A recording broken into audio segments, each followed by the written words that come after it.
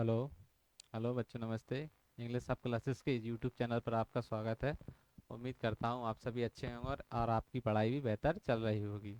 अभी क्या है, वीडियोस कंटिन्यू नहीं आ पा रही थी। उसका कारण क्या था कि जो जिस कैमरे से ये वीडियो रिकॉर्ड की जाती हैं, इस वजह वो कैमरा एक प्रॉपर जगह पर सेट नहीं हो पा रहा था, जिस वजह से वीडियोस का अपनी कंटिन्यू नहीं हो पा रही थी। लेकिन अब ये सारी समस्याओं को सॉल्व किया गया है। अब आपकी जो वीडियोस रहेंगी वो कंटिन्यू आपको मिलती रहेंगी। ठीक है।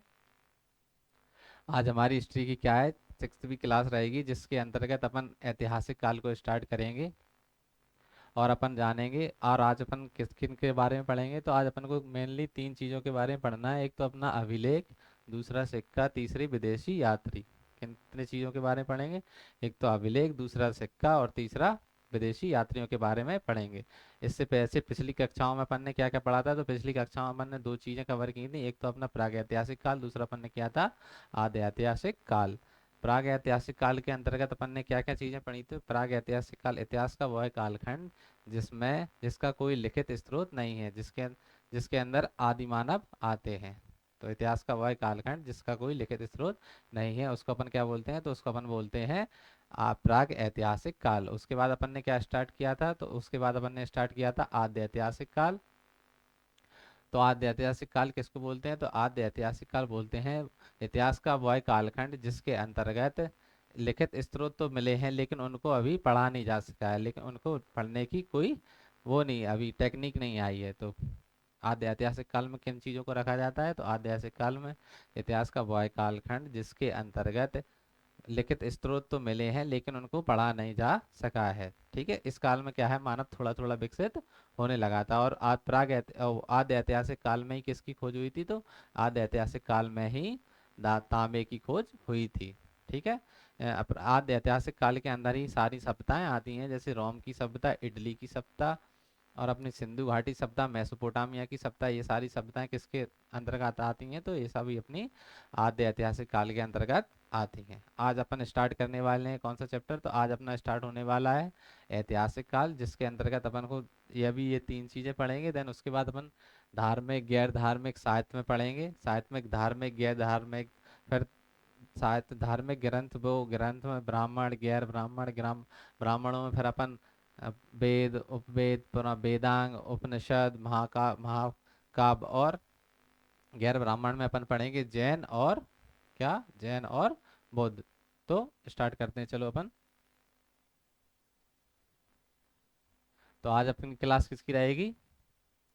ऐतिहासिक, ऐतिहासिक काल। किसकी क्लास रहेगी आज अपनी? ऐतिहासिक काल। ठीक है। तो इतिहास का वह कालखंड जिसके लिखित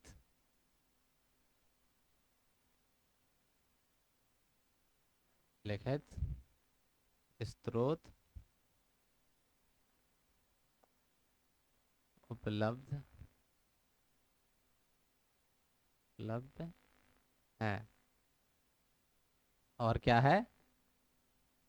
और इन्हें पढ़ा भी जा पढ़ा भी जा सकता है। ऐतिहासिक काल किसको बोलते हैं? तो इतिहास का वह कालखंड जिसके अंतर्गत जिसके स्रोतों को पढ़ा जाता है, जिसमें मिले स्रोतों को पढ़ा जा सकता है, जो लिखित स्रोत प्राप्त हैं उस जिनको पढ़ा भी जा सकता है, उसको अपन बोलते हैं ऐतिहासिक काल। और इसके अंतर्गत क्या है, इसके अंतर्गत कौन सा काल आता है, मतलब कौन सा कालखंड आता है? तो इसके अंतर्गत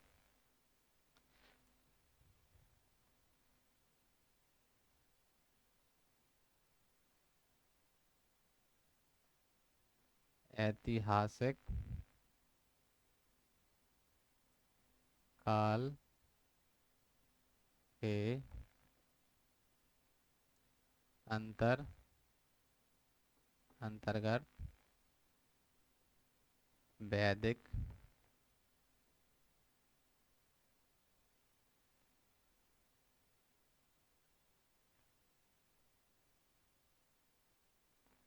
वैदिक काल से वैदिक काल से लेकर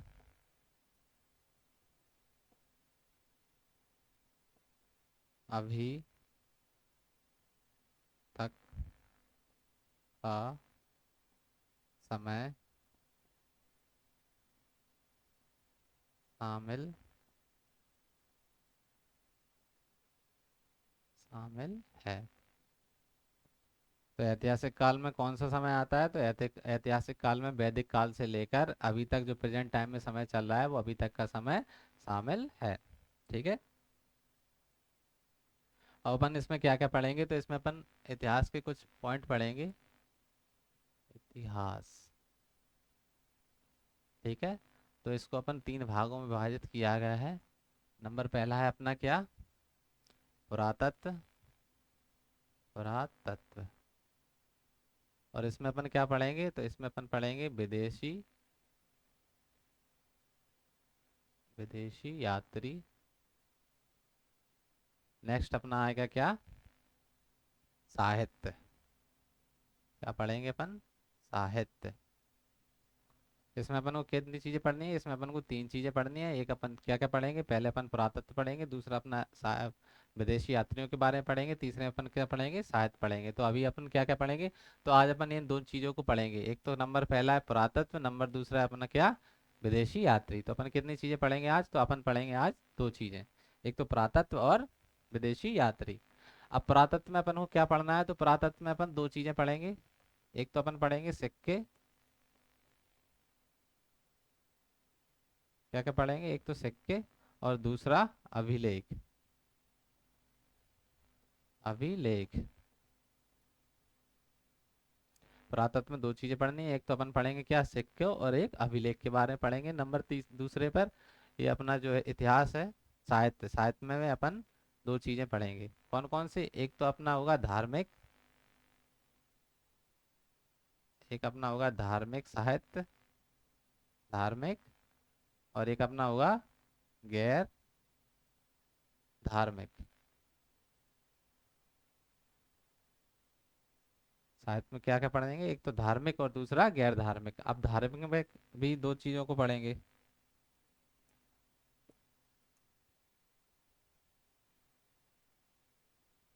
ए, धार्मिक में अपन क्या दो चीजों को पढ़ेंगे। नंबर पहला कौन सा पढ़ेंगे? तो एक तो पढ़ेंगे अपन ब्राह्मण, और दूसरा गैर ब्राह्मण। गैर ब्राह्मण, ठीक है। तो धार्मिक अपन क्या क्या चीजें पढ़ेंगे? तो धार्मिक अपन पढ़ेंगे एक तो ब्राह्मण और दूसरा गैर ब्राह्मण, ठीक है।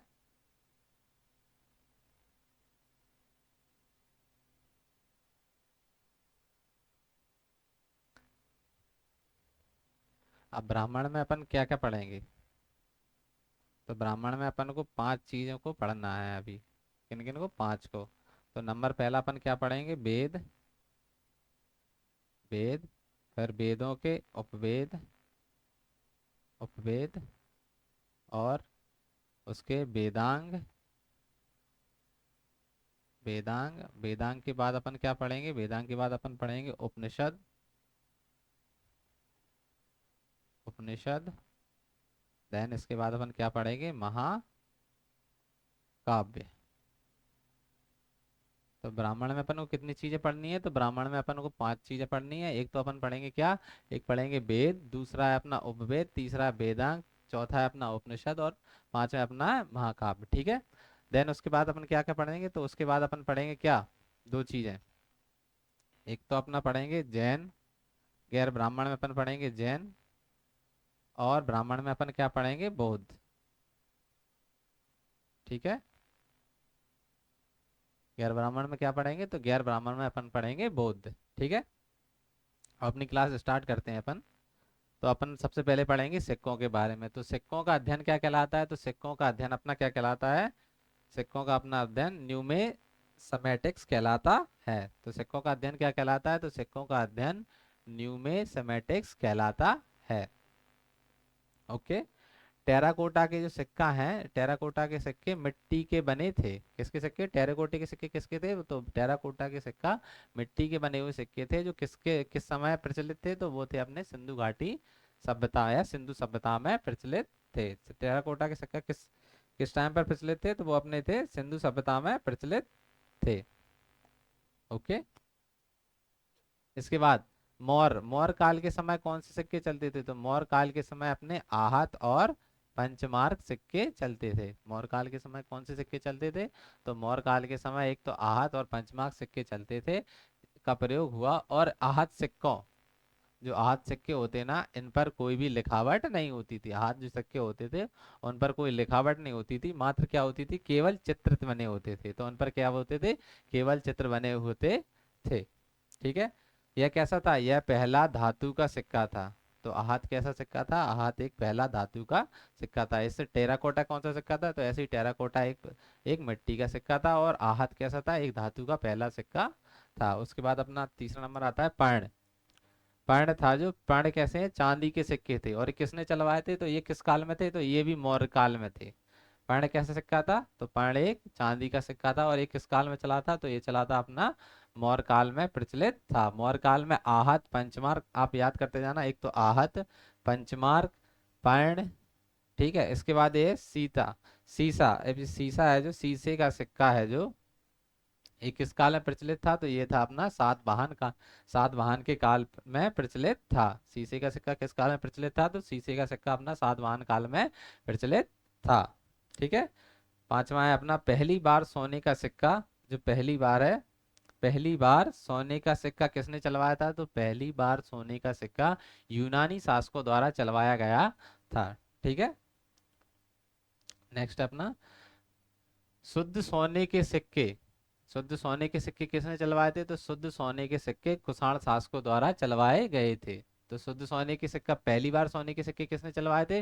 तो पहली बार सोने के सिक्के अपने यूनानी शासकों द्वारा चलवाए गए थे। और शुद्ध सोने के सिक्के किसने चलवाए थे? तो शुद्ध सोने के सिक्के अपने कुषाण शासकों द्वारा चलवाए गए थे। इसके बाद अपना आता है सर्वाधिक मात्रा में तथा सबसे अशुद्ध सोने। सर्वाधिक मात्रा माने बहुत बड़ी मात्रा में, और सबसे अशुद्ध सोने किसने चलवाए थे? तो सबसे अशुद्ध सोने किस साल में चले थे? स्कंदगुप्त के समय चले थे। तो किस काल में चले थे? स्कंदगुप्त के काल में चले थे। सबसे अधिक सोने के अधिक अशुद्ध सोने के सिक्के किस काल में? तो स्कंदगुप्त के शासन काल में चले थे। चांदी का सिक्का गुप्त काल में चंद्रगुप्त द्वितीय विक्रमादित्य के समय में प्रचलित हुआ। तो चांदी का जो सिक्का था वो किसके समय में चला था? वो चला था अपना चंद्रगुप्त द्वितीय विक्रमादित्य के समय प्रचलित हुआ था। चांदी का सिक्का किसके समय में हुआ था? तो वो चंद्रगुप्त द्वितीय विक्रमादित्य के समय प्रचलित हुआ था। इसके बाद अपना आता है मयूर शैली। तो मयूर शैली की सिक्का, जो मयूर शैली का सिक्का था वो किस काल में था? तो वो तो अपना गुप्त काल में। किस काल में? गुप्त काल में। और समुद्रगुप्त के समय प्रयोग किया जाता। तो किस काल में मयूर शैली का सिक्का किस काल में प्रयुक्त किया जाता था? तो वो किया जाता था गुप्त काल में। किसके शासन काल में? तो समुद्रगुप्त के शासन काल में मयूर शैली के सिक्कों का प्रयोग किया जाता था। इस सिक्का प्रचलन गुप्त काल में सबसे अधिक था। तो मयूर शैली का सिक्का सबसे अधिक किस काल में प्रचलित था? तो वो था अपना गुप्त काल में। सबसे ज्यादा मयूर शैली के सिक्के ही प्रचलित थे। 10वां नंबर आता है अपना कौड़ी का प्रयोग भी गुप्त काल में ही हुआ। तो कौड़ी का जो प्रयोग है वो किस काल में हुआ था? तो वो भी गुप्त काल में हुआ था। कौड़ी का प्रयोग किस काल में हुआ था? तो कौड़ी का प्रयोग भी गुप्त काल में हुआ था। एक है चमड़े का सिक्का। तो चमड़े का सिक्का है वो हुमायूं के शासन काल में शिहाबुद्दीन ने प्रारंभ कराया। जो चमड़े का सिक्का है वो किसके शासन काल में प्रारंभ हुआ? तो चमड़े का सिक्का अपना हुमायूं के शासन काल में शिहाबुद्दीन द्वारा प्रचलित किया गया था, या चलाया गया था, या प्रारंभ किया था। ठीक है। नेक्स्ट अपना रुपए का प्रारंभ किसने किया था? तो रुपए का प्रारंभ सबसे पहले किया था शेरशाह सूरी ने। रुपए का प्रारंभ सबसे पहले किसने किया था? तो रुपए का प्रारंभ सबसे पहले किया था शेरशाह दूरी शेरशाह सूरी के द्वारा किया गया था। दाम का प्रारंभ शेरशाह सूरी ने किया था, तो दाम का भी प्रारंभ किसने किया था? शेरशाह सूरी द्वारा किया गया था। और सोने की असरफियों का प्रारंभ भी किसके द्वारा किया गया? तो सोने की असरफियों का भी प्रारंभ शेरशाह सूरी द्वारा किया गया। तो शेरशाह सूरी ने क्या क्या कौन कौन से सिक्के चलवाए थे? शेर शाह सूरी। एक तो शेरशाह सूरी ने क्या चलवाया था? रुपए। नंबर दूसरा दाम। और नंबर तीसरा सोने की सोने की असरफी। सोने की असरफी किस किस का प्रयोग किया था, किस किस को चलवाया था? तो एक तो रुपए, शेरशाह सूरी ने एक तो रुपए चलवाया था, दाम का भी प्रयोग किया था, और सोने की असरफियों का भी प्रयोग किया था शेरशाह सूरी ने। नेक्स्ट अपना आता है अभिलेख। तो अपन क्या पढ़ेंगे आज? अभिलेख। तो अभिलेख किसे कहते हैं? पत्थरों को खोद कर लिखना अभिलेख कहलाता है। जो पत्थर होते हैं ना, उन पर खोद खोद कर लिखना क्या कहलाता है? अभिलेख कहलाता है। ठीक है। छोटे पत्थरों पर लिखना शिलालेख। जो छोटे छोटे पत्थरों पर लिखना, उन्हें क्या बोलते हैं? उनको शिलालेख बोलते हैं। और जो ऊंचे ऊंचे लंबे लंबे पत्थरों पर लिखना, उन्हें स्तंभलेख कहा जाता है। तो छोटे पत्थरों पर लिखना क्या कहलाता है? शिलालेख। और ऊंचे पत्थरों स्तंभ के समान ऊंचे पत्थरों पर लिखना क्या कहलाता है? तो उसको बोलते हैं अपन स्तंभ लेख। ठीक है। अभिलेखों का अध्ययन क्या कहलाता है? तो अभिलेखों का अध्ययन एपिग्राफी कहलाता है। अभिलेखों का अध्ययन क्या कहलाता है? तो अभिलेखों का अध्ययन कहलाता है एपिग्राफी। और जो छोटे छोटे पत्थरों पर लिखना, खोद कर लिखना, उसको बोलते हैं शिलालेख। और बड़े और स्तंभ जैसे ऊंचे पत्थरों पर लिखना, उसको बोलते हैं स्तंभ लेख। ठीक है। और अभिलेख किसे कहते हैं? पत्थरों पर खोद कर लिखना अभिलेख कहलाता है। ठीक है। कुछ मुख्य अभिलेख हैं जो मैं आपको बता दूं, प्रमुख। तो विश्व के अभिलेख लिखने का प्रारंभ ईरान के शासक डेरियस ने किया था। विश्व में जो अभिलेख लिखने का प्रारंभ सबसे पहले किसने किया था? तो वो किया था डेरियस ने। किसके, कहाँ के शासक थे? वो थे अपने ईरान के शासक डेरियस ने किया था। ठीक है। विश्व में सबसे पहले अभिलेख किसके द्वारा लिखवाया गया था? तो वो थे ईरान के शासक डेरियस द्वारा लिखवाया गया था पहला अभिलेख। ठीक है। नेक्स्ट है अपना पहला अभिलेख बोजगा बोग जगोई में मिला। कहाँ मिला? बोग जगोई में मिला, जो तुर्की एशिया माइनर में है। कहाँ है? तुर्की एशिया माइनर में है। क्या है? पहला अभिलेख कहाँ है? पहला अभिलेख कौन सा है? तो वो है अपना बोग जगोई, जो कहाँ है? अपना एशिया माइनर में, तुर्की एशिया माइनर में है। दूसरा हाथी गुफा अभिलेख। पहला पॉइंट है अपना हाथी गुफा अभिलेख। ये कहाँ है अपना? तो हाथी गुफा अभिलेख है अपना उड़ीसा में। कहाँ है अपना? उड़ीसा में हाथी गुफा अभिलेख है। इस इसमें क्या है? तो इसे कलिंग राजा खारवेल ने लिखा। किसने लिखा? कलिंग राजा खारवेल ने लिखा है। इसमें क्या है? इसमें कलिंग युद्ध की चर्चा है। जो हाथी गुफा अभिलेख है, उसमें कौन से युद्ध की चर्चा है? तो उसमें अपने कलिंग युद्ध की चर्चा है। युद्ध के समय की कलिंग राजा नंदराज था। युद्ध के समय कलिंग का राजा कौन था? तो युद्ध के समय कलिंग का राजा नंदराज था। एहौर एहौर अभिलेख। एहौर अभिलेख कहाँ है अपना? तो अपना एहौर अभिलेख है अपना राजस्थान में। ये किसके समय का है? तो ये है पुलकेशन द्वितीय। किसके समय का? पुलकेशन द्वितीय ने हर्षवर्धन पर विजय की चर्चा की है। तो पुलकेशन ने किसकी चर्चा की है? एहौर अभिलेख में। तो इस एहोर अभिलेख में पुलकेशन द्वितीय ने हर्षवर्धन की विजय की चर्चा की है। ठीक है। जूनागढ़ अभिलेख गुजरात। तो जूनागढ़ अभिलेख है वो कहाँ है? अपना गुजरात में है। उसमें रुद्रदामन ने सुदर्शन झील की चर्चा की है। तो जो जूनागढ़ अभिलेख है, उसमें किसकी चर्चा है? तो उसमें रुद्रदामन ने सुदर्शन झील की चर्चा की है। उस झील को चंद्रगुप्त मौर्य ने बनवाया था। तो जो किसकी, सुदर्शन झील को किसने बनवाया था? तो सुदर्शन झील को अपने चंद्रगुप्त मौर्य ने बनवाया था। प्रयाग अभिलेख इलाहाबाद।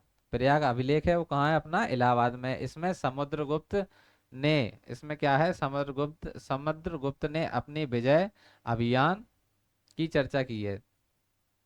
प्रयाग अभिलेख में क्या है? इसमें समुद्रगुप्त ने अपने विजय अभियान की चर्चा की है। ठीक है। नेक्स्ट अपना आता है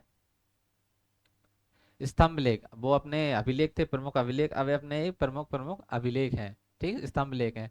तो यह स्तंभ लेख के समान ऊंचे होते हैं, या क्या होते हैं, यह स्तंभ क्या है, ऐसे होते हैं, ये ऐसे होते हैं, ऊंचे ऊंचे होते हैं, ठीक है। ये स्तंभ के समान ऊंचे होते हैं। हिलो हेलियोडोटस, हेलियोडोटस गरुड़ ध्वज स्तंभ लेख कहाँ है, तो वो अपना हेलियोडोटस गरुड़ ध्वज स्तंभ लेख कहाँ है अपना, तो वो है अपना मध्य प्रदेश में। इसमें क्या है, इसमें बागभद्र ने भागवत धर्म की जानकारी दी है। तो हेलियोडोटस ने हेलियोडोटस स्तंभ लेख में किसकी जानकारी है, तो हेलियोडोटस स्तंभ लेख में अपने बागभद्र ने भागवत धर्म की चर्चा की, यह जानकारी दी है, ठीक है। नेक्स्ट अपना आता है विदेशी यात्री। अब कुछ विदेशी यात्री हैं जो भारत आए थे, तो उनके बारे में बता दूं। मेनली अभी आप इनको इनके नाम नाम से पढ़ लीजिए, जब अपना मेन वो स्टार्ट होगा, जब थ्योरी, जब अपन जैसे जैसे इतिहास में आगे बढ़ते जाएं तो इनके बारे में अपन डिटेल से बात करेंगे, जिससे क्या है आप इनके बारे में और अधिक जान सकें। अभी तो अपन इनके बारे में थोड़ा ऊपर ऊपर से पढ़ लेंगे, इनके नाम जान लेंगे, कौन कौन से विदेशी यात्री हैं जो भारत आए थे और जिन्होंने भारत में रहकर अपना अध्ययन किया, पढ़ाई किया, भारत के बारे में जितने भी काम किए वो सारे अपन आगे जैसे वैसे बढ़ते जाएंगे, वैसे वैसे अपन इनके बारे में जानते जाएंगे। तो पहले थे कौन से, हेरोडोटस। तो एक तो पहले विदेशी यात्री थे हेरोडोटस। इनकी कौन सी बुक है, तो इन्होंने लिखी थी हिस्टोरिका। कौन सी बुक है इनकी, हिस्टोरिका। नंबर दूसरे अपने मैगस्थनीज, एक अपने है मैगस्थनीज, जो कि कब, जिनकी कौन सी बुक है, तो इनकी बुक है इंडिका। एक है अपने परप्लस ऑफ द एथेरियम सी, एक ये बुक है परप्लस ऑफ द एथेरियम सी। इस बुक का आज तक लेखक पता नहीं है, इसलिए इसे अज्ञात में डाला गया है। इसका पता ही नहीं है, ये बुक बहुत अच्छी है पढ़ने में, लेकिन इसका लेखक के बारे में अभी तक पता नहीं चला है कि इसके लिखा किसने है, ठीक। अपने चौथे नंबर पे आते हैं टॉलमी। कौन है टॉलमी, इनकी इनने क्या लिखा है, तो इनकी है जियोग्राफिका। टॉलमी ने कौन सी पुस्तक लिखी है, तो टॉलमी ने लिखी है अपनी जियोग्राफिका। नंबर पांचवे पर आते हैं अपने प्लिनी। प्लिनी की कौन सी है, नेचुरल हिस्टोरिका। हेरोडोटस की क्या है, हिस्टोरिका, और प्लिनी की क्या है, नेचुरल हिस्टोरिका। इसके बाद अपने आते हैं अलबरूनी। कौन, अलबरूनी। तो इनकी पुस्तक का क्या नाम है, किताबुल हिंद तहकीक ए हिंद। अलबरूनी की पुस्तक का क्या नाम है, तहकीक ए हिंद या किताबुल हिंद। तह- अलबरूनी की पुस्तक का क्या नाम है, तो अलबरूनी की पुस्तक का नाम है किताबुल हिंद, और या इसको तहकीक ए हिंद भी बोला जाता है। मार्को पोलो, ये क्या था, यह एक चीन का यात्री था। मार्को पोलो क्या था, तो मार्को पोलो एक चीन का यात्री था। फाइयान, फाइयान की वो पुस्तक क्या है, तो फाइयान की पुस्तक है फो क्यू सी। फाइयान की पुस्तक कौन सी है, फो क्यू सी। और हैंडसॉन्ग की कौन सी है, तो वो है सी यू की।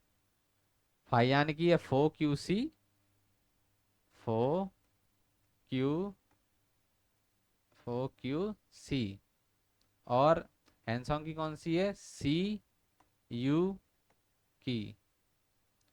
कौन सी है, सी यू की, ठीक है। और इसमें फाइयान की पुस्तक किस समय की थी, तो वो थी अपनी चंद्रगुप्त द्वितीय के समय। और जो हैंसॉन्ग की पुस्तक थी वो किसके समय की थी, तो किसके समय की है, तो वो है अपने हर्षवर्धन के समय की। 10वें नंबर पर आता है तारानाथ। ये कौन थे, एक थे विदेशी तारानाथ, ये कौन है, कांगियोर। इनकी पुस्तक का नाम क्या है, कांगियोर और तंगियोर। तारानाथ की पुस्तकों का नाम क्या है, कांगियोर और तंगियोर।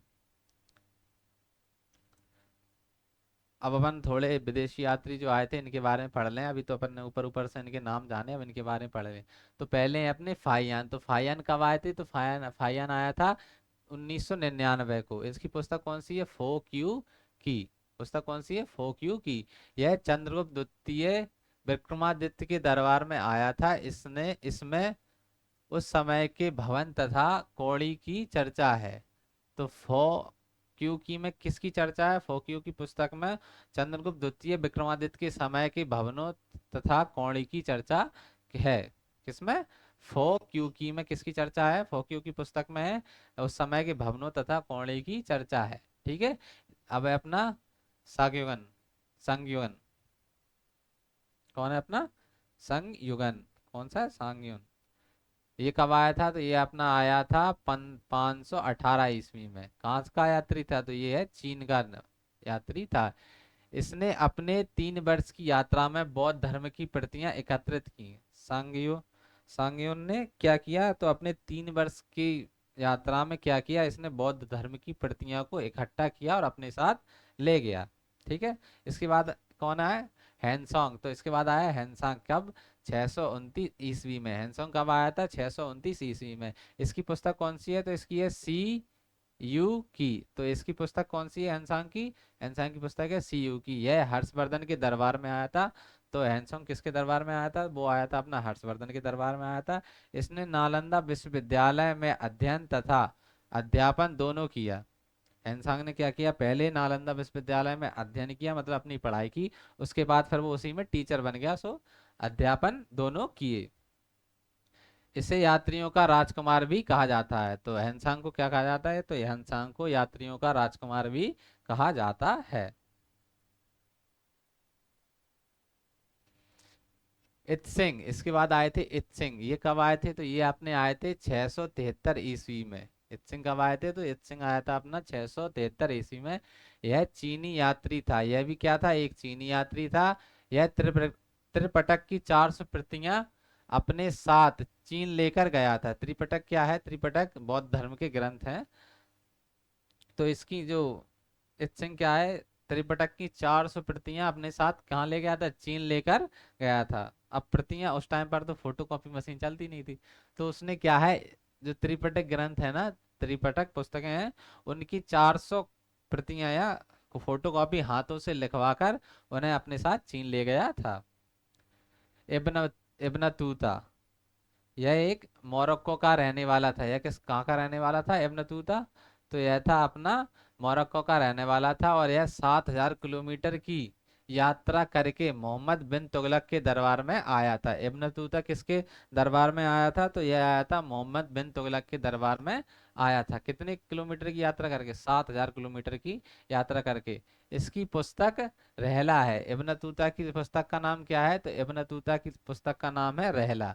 और ये कहाँ कहाँ का है, तो यह मोरक्को का रहने वाला है।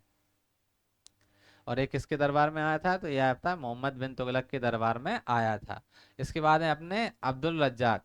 यह कहाँ का रहने वाले, तो अब्दुल रज्जाक फारस के रहने वाला था। विजयनगर काल में आया था। और अब्दुल रज्जाक किस काल में आया था, तो यह अपना विजयनगर काल में आया था। इस इसका पुस्तक इसकी जो पुस्तक है ना, इसकी पुस्तक का मतला ए शाहीन है। तो अब्दुल रजाक की पुस्तक का क्या नाम है, तो अब्दुल रजाक की पुस्तक का नाम है मतला ए शाहीन। क्या नाम है, मतला ए शाहीन। यह कृष्ण देव राय के दरबार में आया था। तो अब्दुल रज्जाक किसके दरबार में आया था, तो अब्दुल रज्जाक अपना कृष्ण देव राय के दरबार में आया था। और इसकी पुस्तक का क्या नाम है, तो इसकी पुस्तक का नाम है मतला ए शाहीन। अब अपने जो साहित्यिक स्रोत हैं, अपने विदेशी यात्री खत्म हो गए, अभिलेख अपने पुरातत्व भी अपना खत्म हो गया, विदेशी यात्री भी खत्म हो गए। अब अपन पढ़ेंगे साहित्य के बारे में। तो ठीक है।